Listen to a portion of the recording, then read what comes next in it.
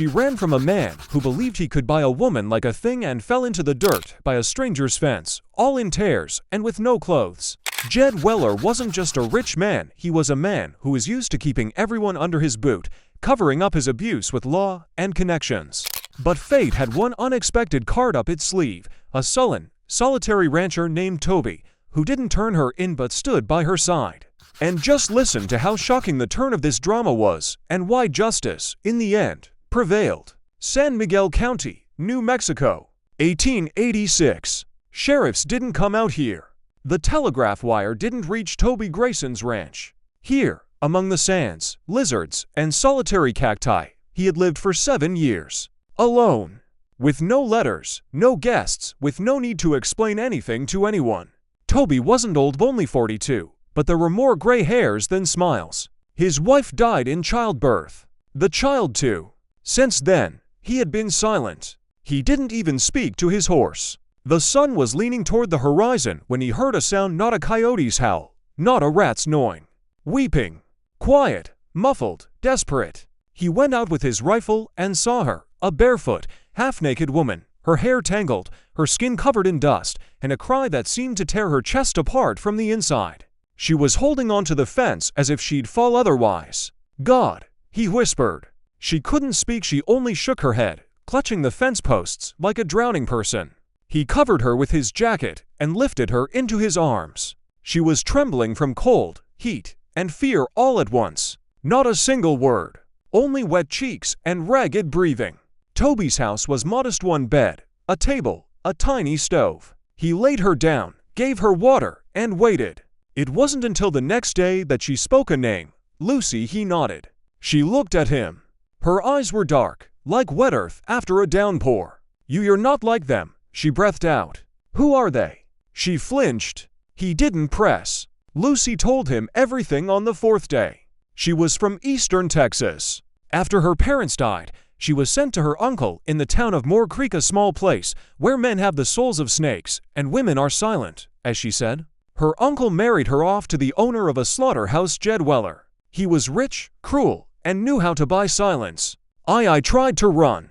He caught me. Said he'd show everyone what a defiant slut is worth. They shackled me to the whipping post. Lucy fell silent, as if her tongue refused to speak. He held an auction. $5 a piece for the wildcat, is what he said. Toby tensed his fingers. I ask you to like and subscribe to the channel, so you will help me in motivation to make such great stories for you, and I will see that you like them. Enjoy watching, everyone. Gripping the edge of the table. I got away in the night. Barely. I don't know how, but my legs carried me until I fell here. He didn't speak. He just poured her more water and put a piece of cornbread on the table. She touched his fingers. Why aren't you afraid to take me in? You could lose everything. He looked her directly in the eyes. Because you're not a thing. And no one has the right to decide who you are. 2 weeks passed. Lucy was starting to come alive. She washed her hair in a barrel, learned to milk the cow, joked with the chickens. But every night she woke up screaming. And every night, Toby sat on the porch with a rifle on his knees, as if he knew the darkness hadn't left yet. She came up to him one day, closer than she had before. She touched his hand. Do you think they'll be looking for me? He nodded, and added, I think they're already on their way. That same evening, he dug his old saddle and a rusty rifle out of the barn. Where are you going? She asked, scared. To Moore Creek. You're insane. He'll kill you. Toby held her gaze for a moment. Maybe. But if we wait, he'll come himself. And she understood there was no turning back. The pain she had been hiding began to be replaced by something else. Anger. And from it, hope is born. The road to Moore Creek didn't forgive doubt. The dust beneath Toby's horses' hooves flew up like the bitter memories he had once buried under the dead tree by the house. He rode alone, with a loaded rifle and a heart that was beating again, not for revenge, but for her, for Lucy. He arrived in town at sunset, when the streets were emptying and the men were gathering in the saloons. Thick curtains hid the eyes, and only the foul wind carried screams from the local brothel. Everything here reeked of fear and venality. He went to the slaughterhouse. A fat maid opened the door and immediately recoiled. Who are you? Where's Jed Weller? Toby spoke quietly, but coldly. She nodded toward the backyard. The barn was there, and at the door Jed, in an unbuttoned vest, with a thick gold ring on his finger and a smirk, like a man who believed in his own immortality. "Did you come to buy meat or to visit the women?" he bellowed, not recognizing Toby. "I came for Lucy." A thick silence fell. Jed froze, as if the wine had blown everything out of his chest. "Ah," the smirk returned, only now it was harder. "So you're the one who picked up my property." "She's not yours, ha! And who are you to her?" "The new beer." "Or did you just decide to play the hero?" Toby didn't raise the rifle. Not yet. He just stepped closer. "She's a free woman, and you'll never come near her again." Jed sneered, wiping his hands on his apron. "I knew she'd run, and I knew some idiot would find her. Thanks for confirming it. The sheriff will drop by tomorrow. You're harboring a runaway slave, that's a crime, friend." He turned his back, unafraid of a shot, because he was sure the law was on his side. Toby returned at dawn. Lucy was waiting on the porch, barefoot, with a sheet draped over her shoulders. "I heard the sound of hooves." He nodded, and sat down next to her. "He knows where you are." Lucy didn't flinch, didn't burst into tears. She only pursed her lips. "Then we'll be ready. He'll bring the sheriff. And papers. All by the book." She lowered her eyes. "You had a choice, you know. You could have just sent me away." "I did. But I chose to stay." The sheriff arrived 3 days later. With him 3 armed men. The paper, certifying the right of ownership, was stained with greasy fingers and stupid signatures. "Toby Grayson, you are obligated to hand over the woman named Lucy Weller. She has been declared a runaway wife and a legal servant." "Servant? That's what it says." "And where is she?" "She left," Toby replied calmly. "2 days ago." "I'm not her master." The sheriff looked around the house, then at the men. They tensed, but didn't push. "If we find her, you face up to 3 years. For concealment." Toby shrugged, "Then lock me up. But you'll have to look hard. There's only chickens and an old man here." That night they sat by the fire. Lucy was silent. Then she said, "I don't want to hide anymore. I want him to pay." Toby looked at her. She was no longer the woman who had come here barefoot and in tears. There was something new in her gaze. "Resolve." "Then we won't hide," he said. "But how? He's everywhere. Money, connections, but he doesn't have a conscience. And we have the truth." In the morning they rode to the next town, to Somerville, where things were different. An old judge named Clara Van Dorn lived there, a widow known for spitting on men like Jed. She listened to everything. Slowly, with a hint of anger. "An auction, you say?" she asked again. "Like for cattle?" "Yes." Lucy didn't flinch. "Then you're not just a victim. You're a witness. And if other women confirm it, he won't escape the truth." They returned to the ranch with a new purpose. They couldn't wait any longer. Lucy began to write letters. Toby to practice. He shot at cans, like he did in his youth. Every day. As if he knew a fight was coming. And a fight was indeed drawing near. One night, as they were returning from the field, they saw smoke. Over the house. The barn was on fire. Toby rushed over, but everything was already engulfed in flames. Chickens scurried around, frantic, and in the darkness, a shadow flickered, a man on a horse, disappearing into the distance. Lucy clung to Toby. "It's him." Toby hugged her. "Now we have no way back." Their house burned down, but they remained. And their resolve remained. The next night, Lucy laid out handwritten papers on the table. "We'll send these letters to the judges, to the newspaper men, to the women who also suffered.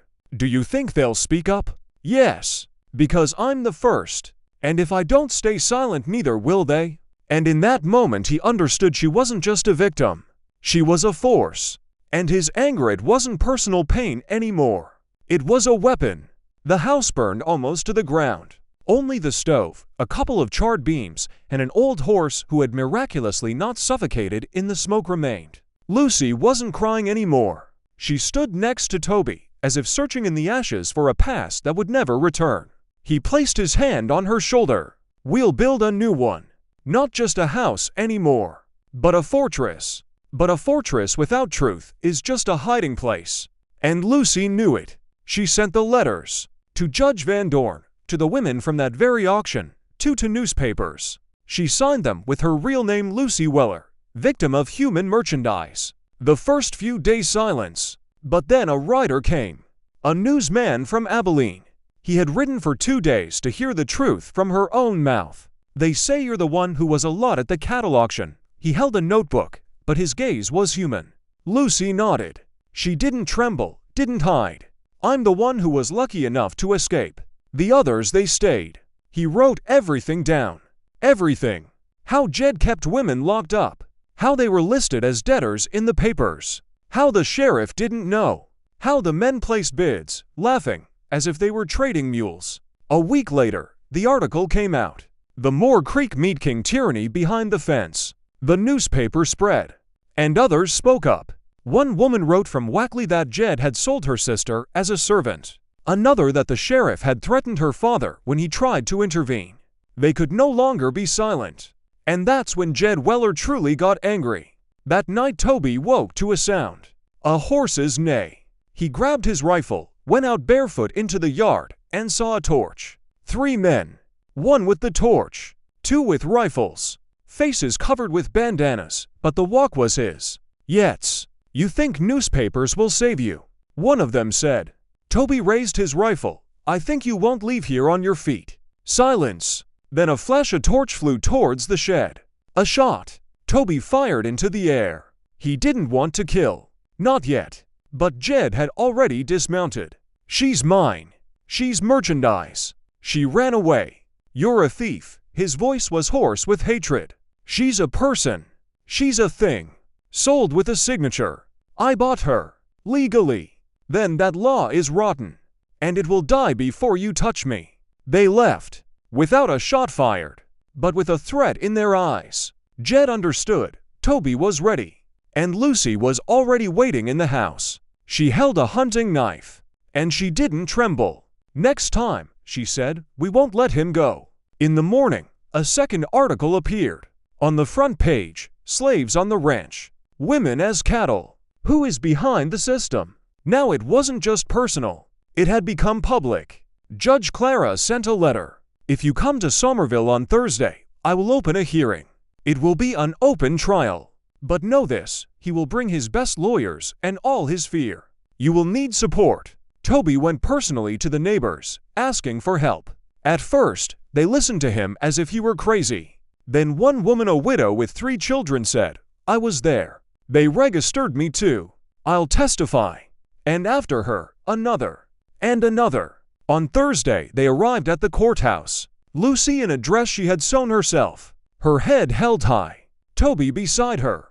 And in the gallery the women Jed had wanted to break. He himself walked in with a smirk, accompanied by 3 lawyers and the sheriff. He didn't believe a woman could break him. He was wrong. Judge Clara opened the case, charges, illegal confinement of women, human trafficking, coercion, violence. I object. Yet's lawyer jumped up. These charges are just emotions. Where are the papers? Here they are. Lucy stepped forward. In her hands that very contract. A paper where I am listed as property. With a signature, no witnesses. Like a sack of potatoes. And these are testimonies. She held out a second sheet. 5 women. And they all say the same thing. The court session lasted 6 hours. Jed sweated. The sheriff turned red. The newsmen were doing a live report. And in the finale, Lucy stood up and said, I am not merchandise. And none of us is merchandise. If this is the law, it should be burned. The judge looked up. Then she set down her gavel. The hearing is concluded.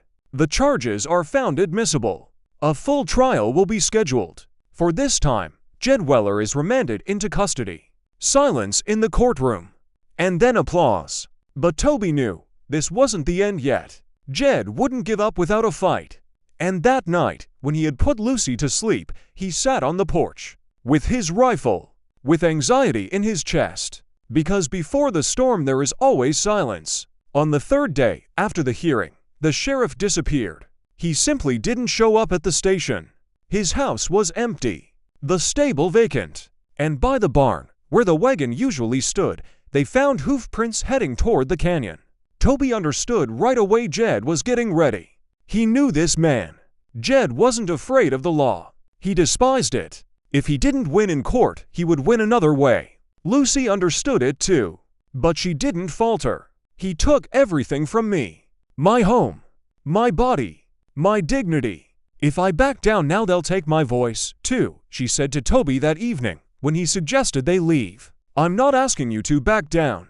I'm asking you to survive. Then we'll stay, and we'll survive. On the 5th day, a wagon came up the road to the ranch. 2 men. One with a bandage on his face. The other with a rifle. They silently handed Toby a note. Last chance. Either she comes back or you both burn. Jed, he didn't answer. He just took the paper, folded it, and threw it into the fire. What are we going to do? Lucy asked. We're going to make them regret they left us alive. First, he went to his neighbor, Sam Bennett. He used to be a marshal. Jed Weller. You think he'll try again? Sam asked. He's already getting ready. But if we meet him not as victims, but as an army, Sam thought. Then sighed. I have an old Winchester, a couple of cap and ball pistols, and 3 sons who hate cowards. We're with you. 2 days later, Toby had gathered 8 people at the ranch. 2 former soldiers. 1 a blacksmith. 1 woman a widow who could shoot cans at 100 paces. We aren't expecting a massacre. But we won't give up, Toby said. If they come, we'll meet them face to face. They came at night. 3 on horseback. 1 with a rifle, the other with a torch. Jed in front. On his face a smug smile. He already felt victory. He wasn't used to anyone standing against him. Step aside, Toby. This isn't your fight, he shouted from the road. I made it my fight the night I found her by my fence. She's my property. She's a free woman. The first shot rang out. Not from Toby.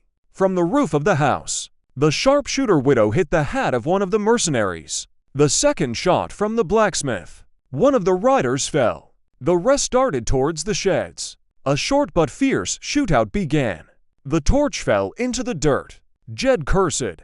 And he understood. He was outplayed. They weren't afraid. He yanked the reins and tried to get away. But Sam Bennett came out from behind the barn with a rifle. This time you don't get away. When it was all over, the ranch was intact. Jed bound. His men had either scattered or were lying with shot-up shoulders. At the trial a week later, Lucy was on the stand again. Only this time with a ring on her finger. Toby had proposed that very night when the flame of the threat had died down. She had said yes without hesitation.